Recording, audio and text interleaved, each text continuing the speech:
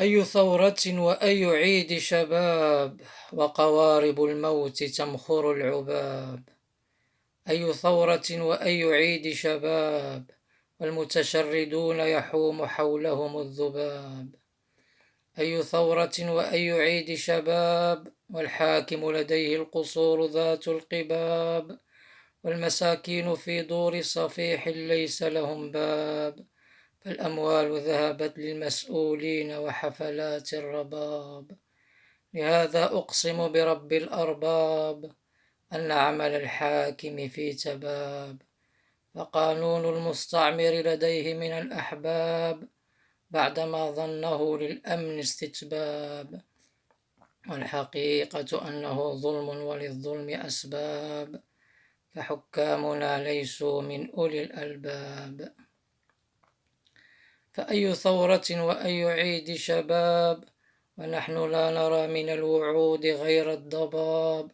ومن يطالب بحقوقه يلقى السباب، فحكامنا لهوى الشيطان في استحباب. فنحن النعاج وهم الذئاب، فقد أصابوا الشعوب بالاكتئاب.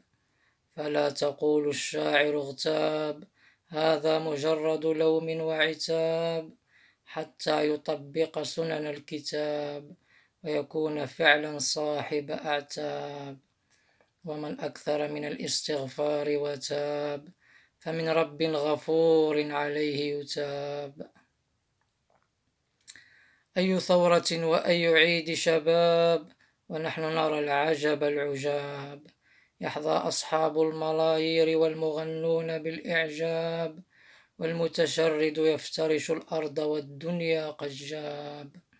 وإذا استعطف المسؤولين لا يجاب، ويوضع أمامه والحاكم الحواجز والحجاب. فأي ثورة وأي عيد شباب، والخائن يستقبل في بلاط ورحاب، ويحظى بكل أنواع الترحاب، ويسافر بالطائرة فوق السحاب.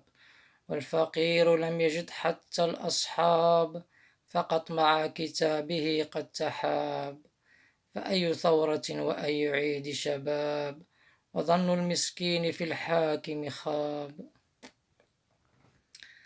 أي ثورة وأي عيد شباب، ولغة المستعمر صارت لغة آداب، والمتحدث بها صار الإنسان الجذاب، ومن قال هذا منكر يقال كذاب.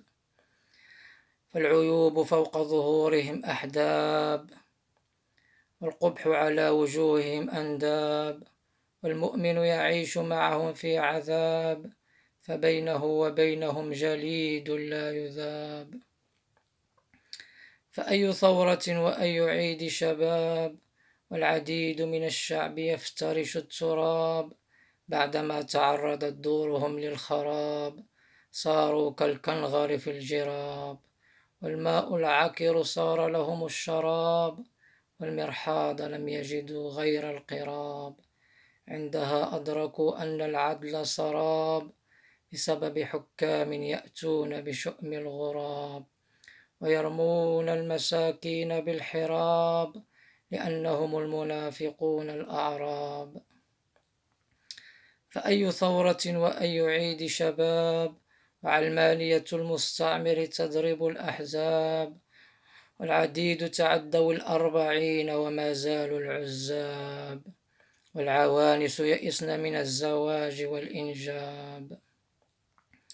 فأي ثورة وأي عيد شباب، وعيش المسكين في المغرب ما طاب، ولم يجد حتى مهنة الحطاب، وجد فقط إدارة كلها أعطاب. والحاكم كذب وقال في الخطاب أن المغرب قطب من الأقطاب. فأي ثورة وأي عيد شباب، والموظف لولده للوظيفة بالجلاب، فالمحسوبية والزبونية خرجت من هذه الأصلاب، لهذا لم يجد المغرب للعلم الطلاب، والمرتشي لجيوب الفقراء بالحلاب، فبأموال المساكين مسكنه خلاب. فأي ثورة وأي عيد شباب، والفقر عض على المغاربة بالناب، والعدل الجور والظلم عنه أناب، والظالم يعصر أجود الأعناب.